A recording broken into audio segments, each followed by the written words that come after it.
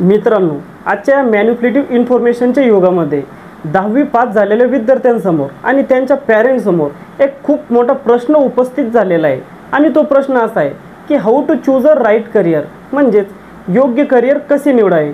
यासाठी मी या व्हिडिओमध्ये तुम्हाला काही सिंपल स्टेजेस सांगितलेले आहे। त्या स्टेजेसच्या मदतीने तुम्ही क्लास 11 साठी अतिशय सोप्या पद्धतीने योग्य स्ट्रीम चूज करू शकता। जसे की 10वी पास झाल्यानंतर सायन्स, आर्ट्स आणि कॉमर्स स्ट्रीम घेतल्यानंतर तुम्हाला त्यामध्ये कोणकोणते करियर अपॉर्च्युनिटीज आहेत याबद्दल देखील मी ह्या व्हिडिओमध्ये अतिशय सोप्या पद्धतीने डिस्कस केलेले आहे। जर मित्रांनो आजचा व्हिडिओ तुम्ही शेवटपर्यंत बघितला तर होऊ शकतं की हा व्हिडिओ तुमच्या आयुष्याला कलाटणी देणारे देखील ठरू शकतो आणि या व्हिडिओच्या मदतीने तुम्ही तुमचं करियर देखील सुरक्षित करू शकता। नमस्कार मित्रांनो, मी ईश्वर पाटील। चला तर मग सुरुवात करूया आपल्या आजच्या टॉपिकला।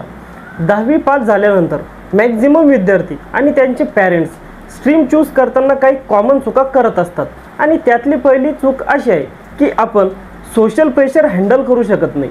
सोशल प्रेशर हँडल न करणं म्हणजेच काय, जर समजून घ्या, तुम्हाला 11वी साठी आर्ट्स ही स्ट्रीम घ्यायची असेल आणि तुमचा इंटरेस्ट आणि ॲबिलिटी देखील आर्ट्सचीच असेल, पण फक्त लोक काय म्हणतील या भीतीमुळे आपण आर्ट्स न घेता भलतीच दुसरी स्ट्रीम चूज करतो आणि चुकीचा निर्णय घेतो। त्यानंतरची चूक अशी आहे की आपण स्ट्रीम निवडताना आपल्या 10वीच्या मार्क्सच्या बेसिसचा विचार करून निवडतो। म्हणजेच जास्त मार्क्स पडले तर सायन्स घेतो, मध्यम मार्क्स पडले तर कॉमर्स घेतो आणि खूप कमी मार्क्स पडले तर आर्ट्स घेतो। मित्रांनो, मार्क्सचा आणि स्ट्रीम निवडण्याचा काही जास्त संबंध नाही आहे, ही गोष्ट तुम्हाला पहिली समजावी लागेल। आणि तुम्ही जर का मार्क्सच्या बेसिसवर स्ट्रीम चूज करत असाल तर तो निर्णय चुकीचा ठरला जाऊ शकतो। तसेच तुम्ही तुमचे कंपॅरिझन अदर स्टुडंट सोबत करत असतात आणि तुम्हाला असं वाटतं की तुमच्या मित्रांना आता IIT ला प्रिपरेशन करण्याला सुरुवात केलेली आहे, जर का तुम्ही देखील IIT साठी प्रिपेअर करायला गेले तर तुम्हाला पण सक्सेस भेटेल, पण असं अजिबात नाही आहे मित्रांनो।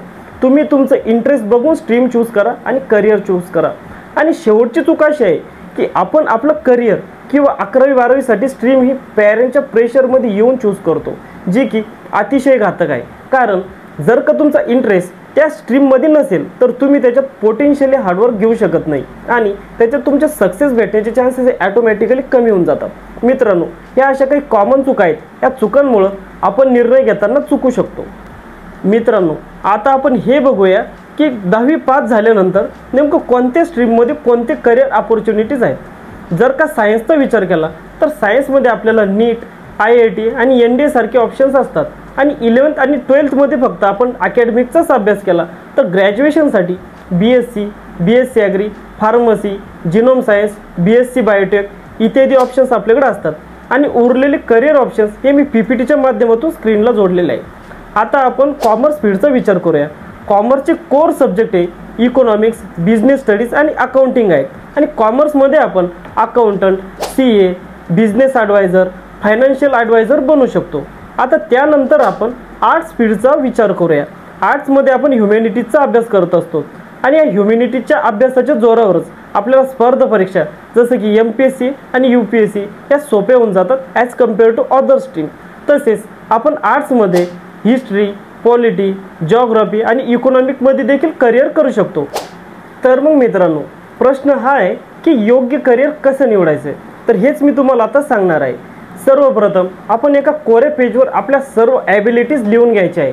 त्यानंतर आपण कोणकोणत्या सब्जेक्टमध्ये स्ट्रॉंग आहे हे लिहून घ्यायचं आहे आणि अतिशय महत्त्वाचं म्हणजे आपण कोणत्या सब्जेक्टमध्ये रेग्युलर सेम पोटेन्शियलने हार्डवर्क घेऊ शकतो हे पण लिहून घ्यायचं आहे। आणि ह्या सर्व गोष्टी ॲनालाइज करून आपल्या पॅरेंट्ससोबत बसून योग्य पद्धतीने डिस्कस करून मग स्ट्रीम चूज करायची आहे। आणि पॅरेंट्सने देखील त्यांच्या मित्राच्या मुलाने हे घेतलेलं आहे, शर्माच्या मुलाने ते घेतलेलं आहे, वर्माच्या मुलाने ते घेतलेलं आहे, म्हणून तू पण ती स्ट्रीम चूज कर असा हट्टहास न धरता आपल्या मुलाच्या ॲबिलिटीनुसार आणि इंटरेस्टनुसार त्याला कुठलंही प्रेशर न देता स्ट्रीम चूज करू द्यायचे आहे।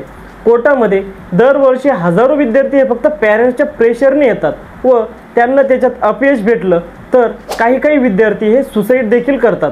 त्यामुळे पॅरेंट्सने आपल्या अतिशय संयमानं आणि शुद्ध बुद्धीने विचार करून आपल्या मुलांना कुठलंही प्रेशर न देता त्यांच्या ॲबिलिटी आणि इंटरेस्टनुसारच स्ट्रीम चूज करू द्यायची आहे, ज्यामुळे तो त्या स्ट्रीममध्ये सक्सेस होऊ शकतो।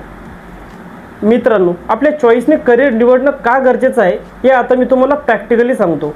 जर का तुम्ही कोणाला कॉपी करून करिअर चूज करत असाल, उदाहरणार्थ जर का तुम्ही कोणाला कॉपी केलं आणि सायन्स स्ट्रीम चूज केली आणि ठरवलं की आता IIT आणि MBBS साठी प्रिपरेशन करायचं आहे किंवा दोन्हीतून एकासाठी प्रिपरेशन करायचं आहे आणि जर का तुमचा इंटरेस्ट त्या फील्डमध्ये नसेल तर तुमची ती एक्झाम क्लिअर करण्याचे चान्सेस हे नाच्या बरोबर असतात।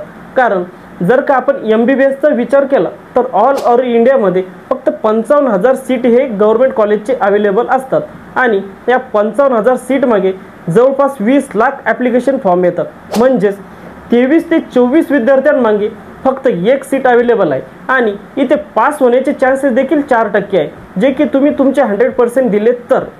आणि जर का आपण IITचा विचार केला तर अख्ख्या भारतामध्ये फक्त IITचे 17,500च्या जवळपास सीट अवेलेबल आहेत आणि या सीट मागे जवळपास 18 लाख ॲप्लिकेशन फॉर्म येतात। म्हणजेच 105 ते 106 विद्यार्थ्यांमागे फक्त एक सीट अवेलेबल आहे आणि इथं पास होण्याचे चान्सेस हा फक्त 1% आहे, जे की तुम्ही तुमचे 100% दिले तर। आणि जर का ते 100% दिले नाही तर तो 1% देखील चान्स नाही। त्यामुळे मित्रांनो, करिअर हे आपल्या चॉईसने निवडणं खूप गरजेचं आहे।